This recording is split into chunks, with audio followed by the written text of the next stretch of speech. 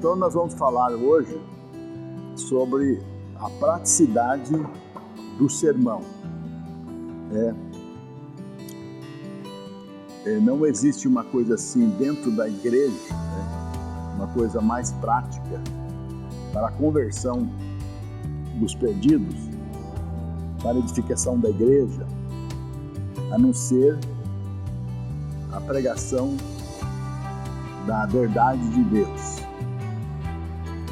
Nós não podemos rejeitar a palavra de Deus colocando outras coisas no lugar dela, porque não existe, uma coisa que possa trazer edificação e salvação, a não ser a palavra de Deus. Então o sermão dentro da igreja para conversão, para edificação, é algo prático e é algo que foi estabelecido pelo próprio Deus.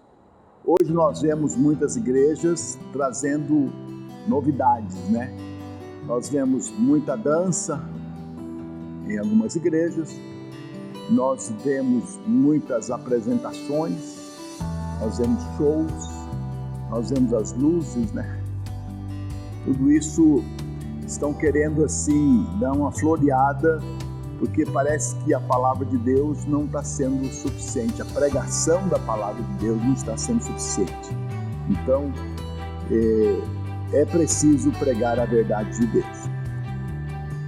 E para pregar a palavra de Deus, nós precisamos do quê? Nós precisamos de um texto bíblico. Por que o texto bíblico? Porque é onde nós vamos fundamentar a nossa pregação. Nossa pregação precisa ser fundamentada no texto bíblico. E a autoridade que nós temos ao pregar é quando nós pregamos a palavra de Deus. Não existe uma outra coisa que pode nos dar autoridade para pregar, porque nós somos chamados para pregar a palavra. E quando nós pregamos, nós entendemos que Deus ele opera através da pregação. Ele opera convertendo pessoas, ele opera edificando a igreja, dando crescimento para a igreja, para os irmãos, e há curas também, porque quando nós pregamos a respeito de cura, a cura, quando nós pregamos a respeito de batismo com o Espírito Santo, as pessoas são batizadas com o Espírito Santo. E a pregação, ela nada mais é do que a repetição da palavra de Deus, das Escrituras Sagradas. Então nós precisamos pregar exclusivamente a Bíblia. Quando Jesus deu ordem aos seus discípulos, o que ele falou? Ide, pregai o Evangelho. Quando Jesus falou isso aí, ainda não tinha Evangelho escrito, mas o Evangelho estava no coração e na mente dos discípulos. Então eles precisavam pregar o que? A palavra de Deus. E nós precisamos pregar a palavra de Deus, não simplesmente pregar por pregar, mas precisamos pregar na direção do Espírito de Deus. Então há necessidade do texto bíblico, porque nós vamos expor as verdades, os pensamentos de Deus. Critérios para a escolha do texto bíblico. Quais critérios nós devemos adotar para escolher o texto bíblico? Como nós vamos escolher um texto bíblico? Será que existe uma mágica? Existe assim, o que eu vou pregar?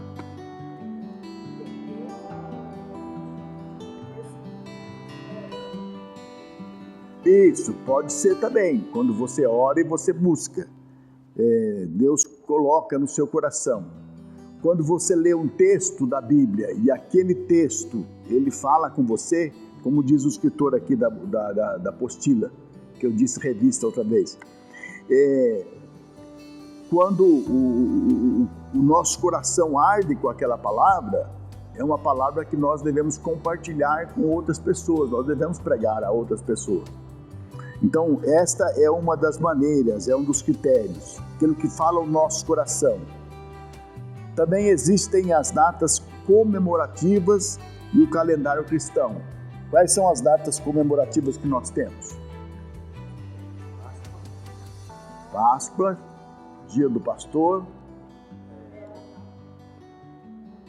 Natal. A Páscoa, por exemplo, é do povo judeu, mas a Páscoa é comemorada. Embora nós comemoramos a Páscoa de maneira diferente e até mesmo fora,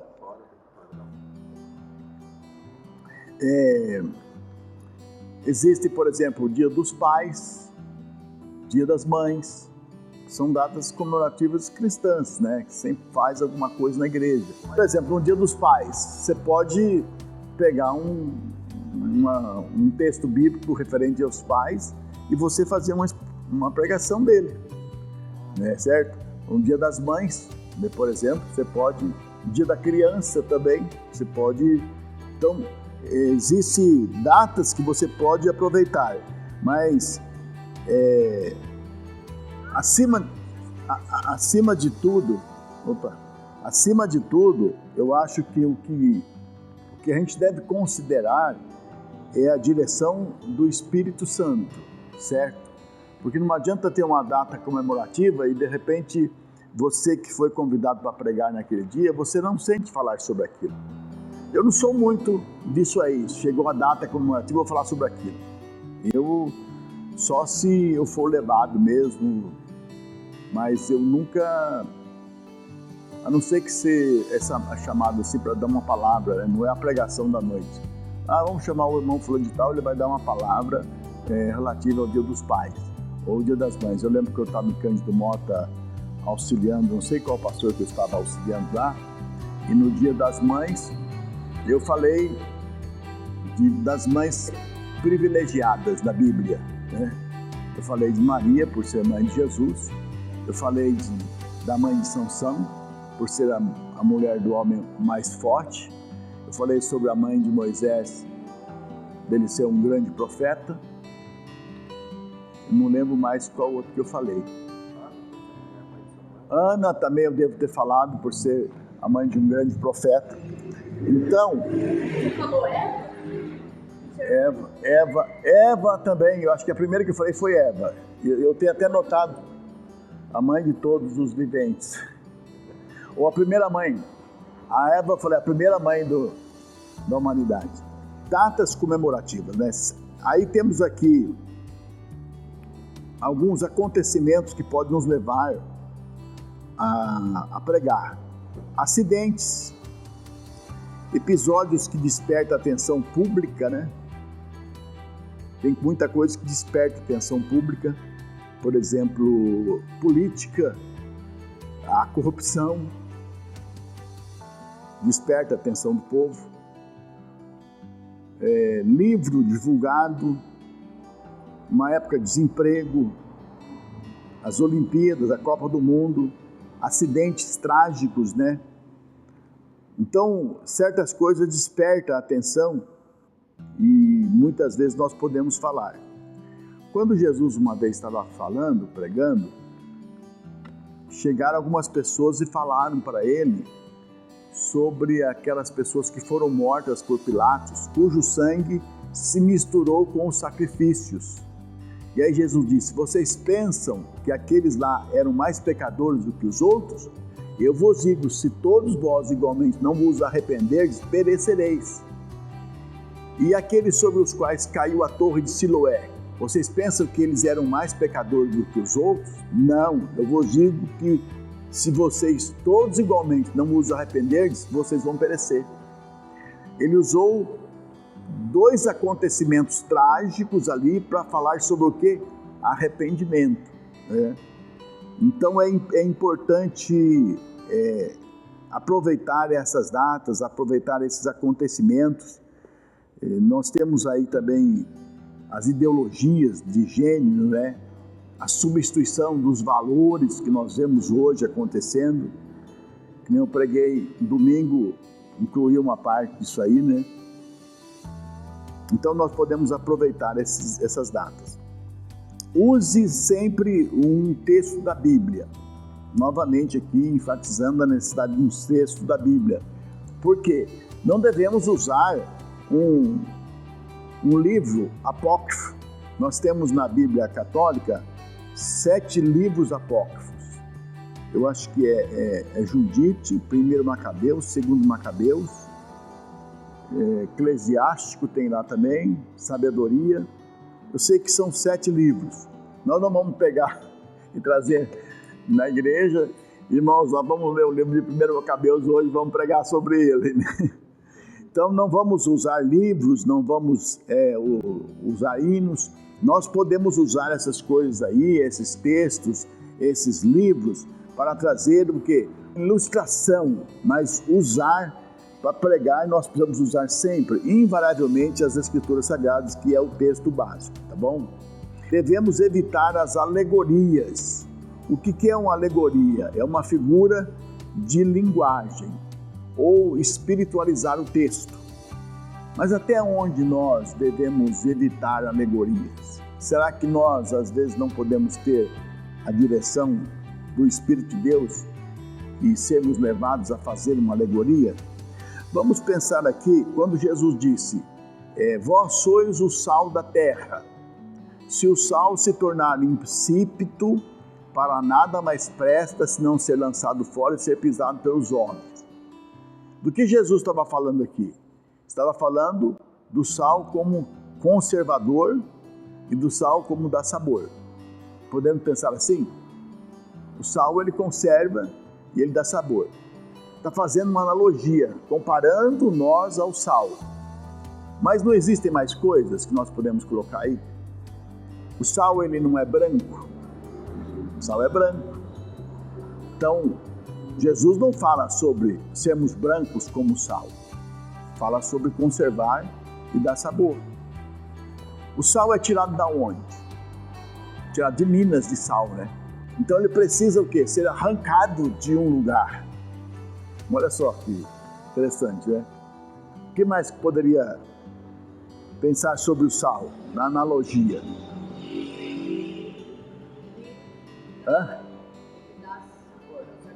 Isso, nós comentamos aqui. Você estava onde? Confirmou, tá. Desculpa. Aí Jesus fala também, faz uma analogia, uma comparação de nós como a luz do mundo. Vós sois a luz do mundo. Não se pode esconder, acender uma luz, uma candeia e colocar debaixo do alqueire ou da cama. Antes se coloca no velador.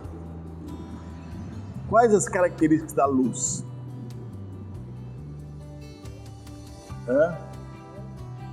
Ela ilumina. Aonde existe trevas, a luz ilumina. Então, uma das características da luz é iluminar. Mas qual outra característica da luz? Vamos pensar em luz do sol. Ele aquece, né? E aonde há luz, aonde não há luz, existe plantação? Existe vida? Não existe vida. Então veja, são analogias, né? São comparações que o Senhor fez que nos leva a pensar o quanto que nós podemos ir a fundo em certos textos da palavra de Deus. Quando Jesus estava com seus discípulos, ele diz, olha, eu vou, mas eu vos enviarei o Espírito Santo, o Espírito da verdade. Ele vos fará lembrar de tudo quanto vos tenho dito. Vos guiará e vos ensinará. Então, quando o escritor aqui está falando que nós devemos evitar alegorias, é uma coisa para se pensar, né? Não vamos torcer um texto da palavra de Deus, criando uma alegoria que não venha a existir, mas se nós somos guiados pelo Espírito, se Jesus disse que o Espírito nos ensinará todas as coisas, olha só, o Espírito é a fonte de sabedoria. Então, podemos ter assim conhecimento profundo e criar alegorias que venham a despertar a atenção do povo. Vocês conhecem o livro O Peregrino? Já viu falar? Chegou a ler ele ou não? Então tem um livro e tem 2 filmes, O Peregrino. Até eu estou assistindo com o André. É um livro todo cheio de alegorias, né? O cristão, que é o peregrino, é aquele que sai da cidade da destruição para ir para a cidade celestial. O que aí é uma alegoria? Alegoria do mundo, né? O cristão que sai do mundo e está indo caminhando em direção à cidade celestial, ao alcançar a vida eterna. E nessa caminhada do cristão, ele encontra muitas coisas, muitas dificuldades. Ele vai cair no pântano do desânimo. O que é o pântano do desânimo? É o próprio desânimo, né? Ele passa pela feira da vaidade e lá ele ele é levado a julgamento, ele chega também na montanha da legalidade. Enfim, existem muitas coisas. E esse livro é um dos livros mais lidos do mundo. E é um livro que foi escrito por John Bunyan, um pastor, que ele ficou preso por muitos anos, e ali ele não tinha o que fazer, ele pediu papel, e ele foi escrevendo e desenhando e escrevendo. E aí saiu o Peregrino. E diz que tem também a Peregrina também. Então, prezados, nós vemos que existem coisas na Bíblia que nós podemos, assim, usar da alegoria. Quando Jeremias estava sendo chamado por Deus, Deus falou assim para ele: Jeremias, o que você está vendo? Ele dizia: estou vendo uma vara da amendoeira. Ah, vistes bem, porque eu velo pela minha palavra para cumprir. Ué, que conexão que tem? Não é uma coisa estranha? Aí você vai aprender um pouco da vara, da planta amendoeira, você vai ver que existe assim uma sabedoria muito grande naquilo ali. Quando ele estava tendo uma visão também, Deus falou assim para ele: o que você está vendo, Jeremias? Eu estou vendo uma panela fervendo com a banda virada para o norte. O que significava aquilo ali, aquela panela fervendo? Era a ira de Deus que estava vindo através do Senaqueribe, que veio e invadiu a terra. Então, nós podemos ver então que podemos usar alegorias, podemos usar, mas desde que a alegoria não ultrapasse aquilo que a Bíblia nos ensina, desde que nós não venhamos torcer o sentido da Bíblia e ultrapassar o sentido da Bíblia, certo? Muito bem. Hoje a nossa lição ela vai ser meio rápida.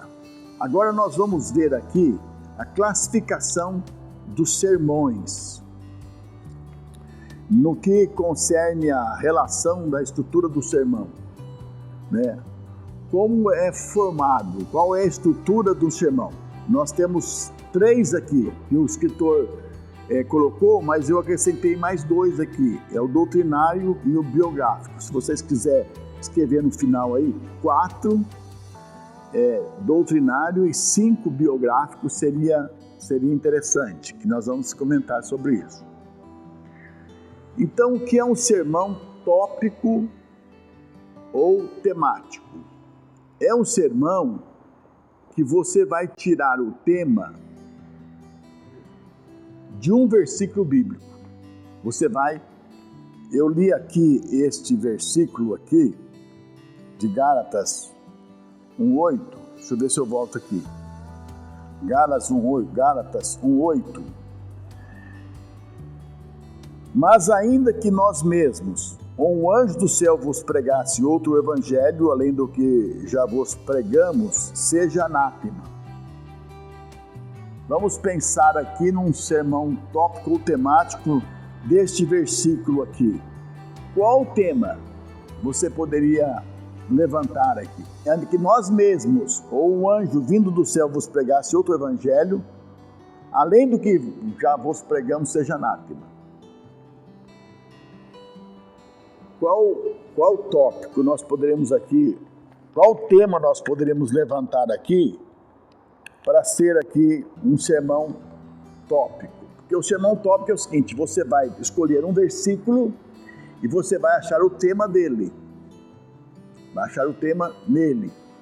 E aí você vai encontrar as divisões em qualquer parte da Bíblia. 1, 2, 3 divisões. O que é divisão? É a outra parte do sermão. Aquilo que vocês vê todo domingo a gente pregando. Você anuncia o tema e baseado nesse tema nós vamos falar sobre isso. E em primeiro lugar, como eu falei domingo, né, nós somos escolhidos. Mas aquilo ali foi um sermão não temático, mas um sermão expositivo. Então o que nós podemos achar aqui? Podemos, como Paulo está dizendo aqui, ainda que nós mesmos ou um anjo do céu pregasse outro evangelho, seja anátema. podemos perguntar qual o evangelho que Paulo pregou como tema. Qual o evangelho que Paulo pregou? Ou qual o evangelho que Paulo não pregou?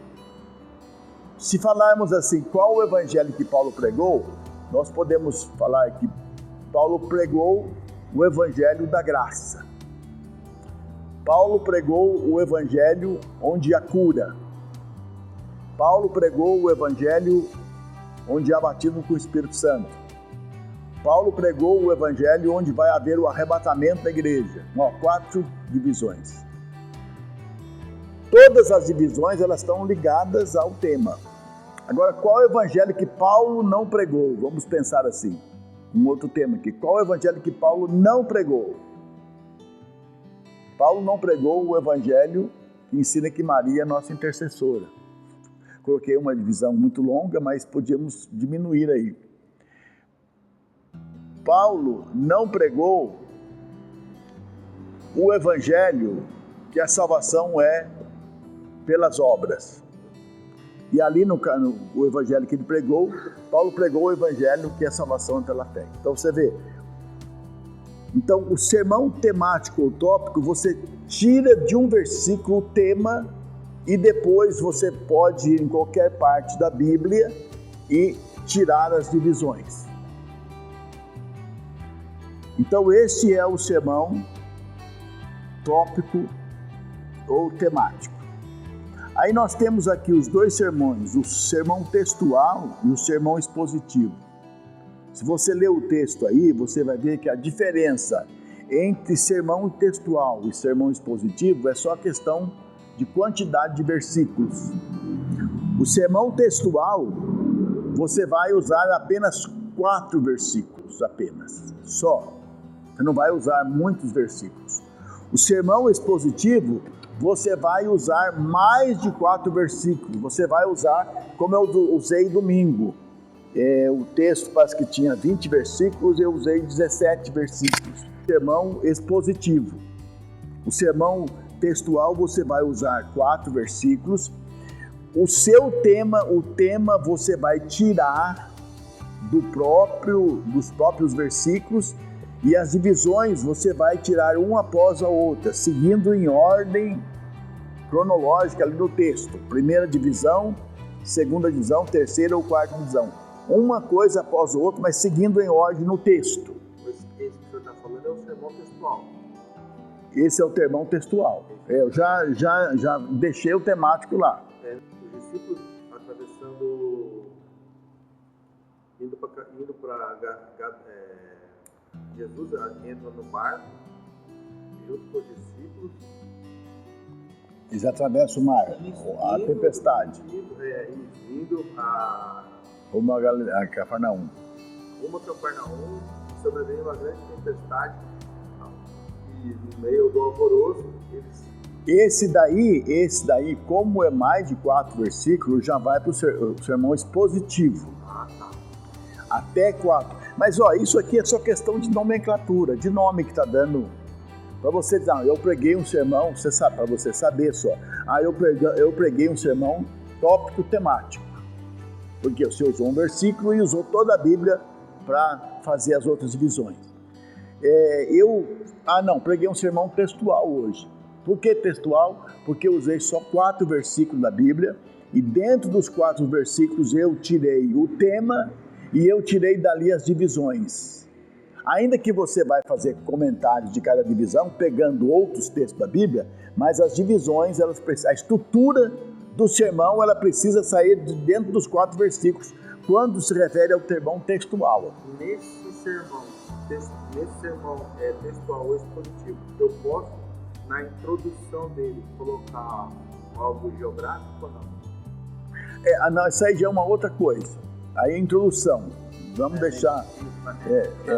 Essa já é uma outra parte da estrutura do sermão, que seria a introdução. Mas na introdução, você pode fazer qualquer coisa, desde que a introdução ela esteja relacionado com aquilo que você vai falar, né? Porque um dia eu estava lá na igreja do pastor Gilberto, e um pastor daqui foi pregar lá. E a introdução dele demorou acho que uns 20 minutos. E aí ele começou a falar sobre 2 páginas em branco que tem no meio da Bíblia. E começou a falar sobre aquilo. Eu falei, o que será que ele vai falar? Sendo que o texto que ele leu parece que não tem nada a ver com isso. E daí ele largou aquilo ali, emendou com uma outra coisa, depois emendou com outra. Depois de ele ter falado quase uns 20 minutos sobre vários assuntos, ele foi falar sobre a mensagem. Que muita coisa que ele falou. Então, a introdução, ela tem que fazer parte da mensagem. Ela não pode ser uma coisa aleatória. Não adianta você, o seu assunto, o seu tema é fé e você vai falar sobre temperança na introdução. Não dá certo. Então, a diferença de sermão textual para sermão expositivo é só a quantidade de versículo. E as coisas iguais são, você vai tirar o tema e você vai tirar as divisões desse mesmo texto. Só que um precisa ser 4 e um pode ser mais de 4. Mas isso é só questão de nome para que você conheça. Eu conheço o sermão textual, eu conheço o sermão tópico, eu sei que esse tipo de sermão, aí você pode, o pregador prega lá e você fala, rapaz, você gostei do seu sermão tópico muito bom, que a pessoa usou um versículo e falou sobre a Bíblia. Eu gostei do seu sermão foi textual, né? Você usou 3 ou 4 versículos e você falou. O seu sermão foi expositivo, foi um sermão bom. E nós temos que fazer uma diferença, como diz o texto aqui, sermão expositivo não é você ler a Bíblia e ir falando versículo por versículo, comentando isso, fazendo comentário, não é isso. Porque a pessoa, se fizer isso aí, ele não tem um tema, ele começa a comentar os versículos. Agora, uma pessoa que está pregando dentro da homilética, que ele está seguindo a estrutura da homilética, ele vai anunciar o tema e todo aquilo que ele for falar dentro do texto, que ele for usar o texto, vai estar relacionado àquilo que ele está falando. A exposição de um texto não é isso daí. Que nem, por exemplo, o pastor faz aí no estudo de quinta-feira. É um chamado expositivo, mas não é igual a homilética ensina. Na homilética você precisa ter um tema e todas as divisões elas têm que estar ligadas, com o tema, não pode ser uma coisa dispersa. Ela tem que estar tudo conectado e tem que trazer uma direção dos fatos, né? Isso, tem que estar tudo agrupado, e tem que formar uma mensagem, isso. Tem que estar tudo conectado. O direcionamento do porquê que foi deixado daquela forma para a gente. Isso, perfeitamente. Então, o sermão expositivo e o textual, eles são iguais, porque ele parte de um texto bíblico e as divisões e o tema é tirado do texto bíblico, certo? Aí eu coloquei aqui sermão doutrinário. O que é o sermão doutrinário? O sermão doutrinário, você vai falar apenas sobre uma doutrina. O que é uma doutrina? Por exemplo, arrebatamento da igreja é doutrina. Então, quando você vai fazer um sermão doutrinário, você vai falar só sobre o arrebatamento da igreja. Irmãos, eu quero falar hoje sobre as partes fundamentais do arrebatamento da igreja. Ou qual é a esperança que nós temos sobre o arrebatamento da igreja. Aí você vai, em todas as divisões que você vai discorrer, você vai falar só sobre o arrebatamento da igreja. Batismo com o Espírito Santo, o ensino sobre o batismo com o Espírito Santo é uma doutrina. Então, você vai falar sobre o batismo com o Espírito Santo. Geralmente se começa assim, ou o tema, né? É assim: o que é o batismo com o Espírito Santo? Ou para que serve o batismo com o Espírito Santo? Quais os benefícios do batismo com o Espírito Santo? Enfim, são muitos temas que você pode, mas você vai falar exclusivamente daquilo. Você não vai poder Se você se propôs a falar sobre batismo com o Espírito Santo, durante a sua pregação você não coloca uma divisão lá sobre fé. Apesar que eu preciso